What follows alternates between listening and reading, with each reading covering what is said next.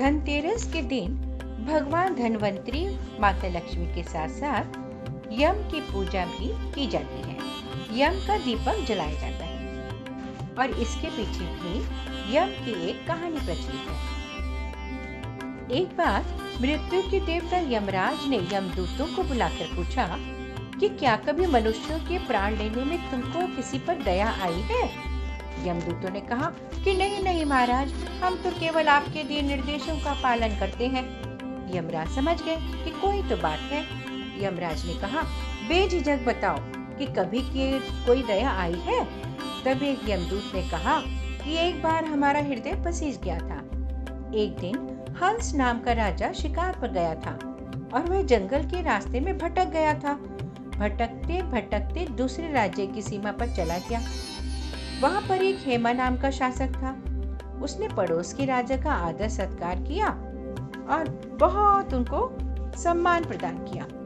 उसी दिन राजा की पत्नी ने एक पुत्र को जन्म दिया।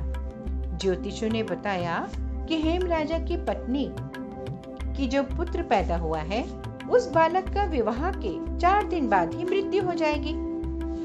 तब राजा ने आदेश दिया कि इस बालक को यमुना तट पर एक गुफा में ब्रह्मचारी के रूप में रखा जाए, जिस पर स्त्रियों की परछाई भी वहां तक ना पहुंच पाए। जब स्त्री की परछाई ही नहीं पहुंचेगी तो इसका विवाह कैसे होगा, और विवाह नहीं होगा तो विवाह के 4 दिन बाद इसकी मृत्यु कैसे होगी। लेकिन विधि के विधान को कौन टाल सकता है। संयोगवश राजा हंस की पुत्री यमुना तट पर चली गई और वहां राजा के पुत्र को देखा। दोनों ने गंधर्व विवाह कर लिया, लेकिन विवाह के 4 दिन बाद ही राजा के पुत्र की मृत्यु हो गई। यमदूत ने कहा कि नवविवाहिता का करुण विलाप सुनकर हम लोगों का हृदय पसीज गया था।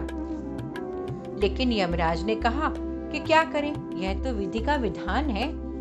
जब यमदूतों ने इसका उपाय पूछा कि अकाल मृत्यु से कैसे बचा जा सकता है महाराज, तब यमराज ने बताया कि धनतेरस के दिन पूजा अर्चना और दीप दान करने से अकाल मृत्यु नहीं होती। इसी घटना की वजह से धनतेरस के दिन बाकी सभी देवताओं की पूजा के साथ साथ यम की पूजा का भी विधान है और यम का दीपक जलाया जाता है। तो ये थी मृत्यु के देवता यम की कहानी।